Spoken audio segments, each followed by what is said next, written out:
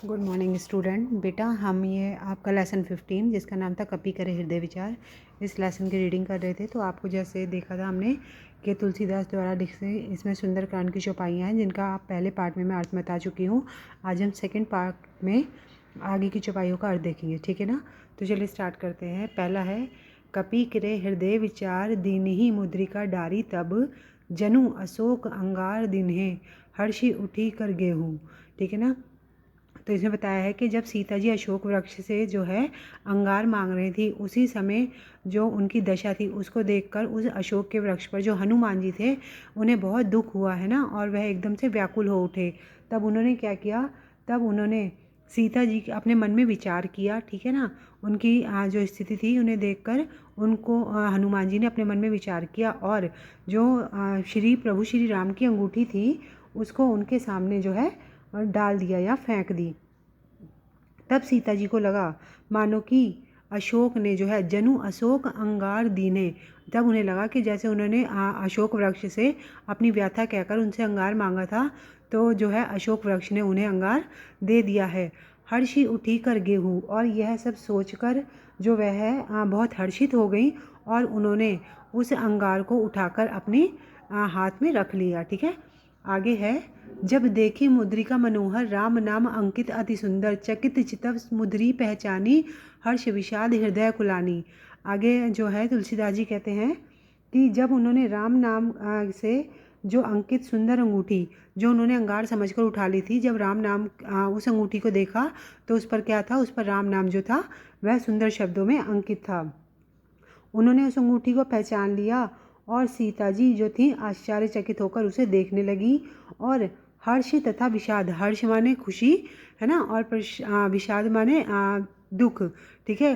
तो इन दोनों से क्या हुआ, जो उनका हृदय था वह एकदम से व्याकुल हो उठा, वह चिंता करने लगी। आगे है जीती को सकाई अजय रघुराई माया ते असी रची न जाई सीता मन विचार कर नाना मधुर वचन बोले हनुमाना, ठीक है ना। तो आगे कहते हैं उस अंगूठी को देखकर, जब अंगूठी उनके सामने एकदम से प्रकट हो गई तो उस अंगूठी को देखकर वह सोचने लगी कि श्री राम तो जो हैं वह सदा अजय हैं, उनके ऊपर कोई भी विजय प्राप्त नहीं कर सकता, और माया से तो ऐसी दिव्य अंगूठी जो है वह नहीं बनाई जा सकती, तो यह अंगूठी कहाँ से आई। और इस प्रकार सीता जी मन में अनेक प्रकार के विचार करने लगी। उनको इस तरह से विचार की मुद्रा में देखकर जो थे हनुमान जी उनको उनकी स्थिति को समझ गए, और उसी समय मधुर वचनों में हनुमान जी जो थे वह बोल उठे। आगे है रामचंद्र गुण बरने लागा सुनतहि सीता कर दुख भागा लगी सुनेश्वर मन लाई अधिहु ते सब कथा सुनाई।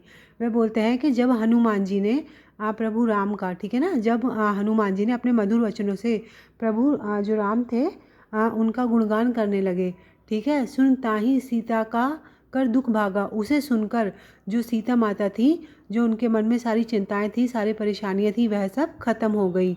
लगी सुन सवन मन लाई, और वह मन और जो है अपने कान लगाकर उसको सुनने लगी।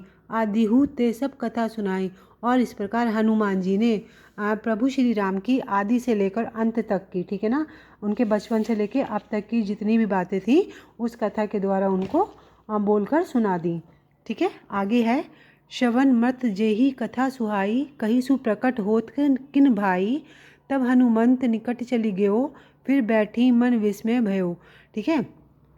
तो इसमें आगे बोला है कि जब उन्होंने श्री राम के गुणों का वर्णन किया, ठीक है, तब उनको सबको सुनकर जो सीता जी थी वह बोली कि जिसने कानों के लिए अमृत रस यह सुंदर कथा कही है, ठीक है ना, हे भाई वह मेरे सामने प्रकट क्यों नहीं होता है।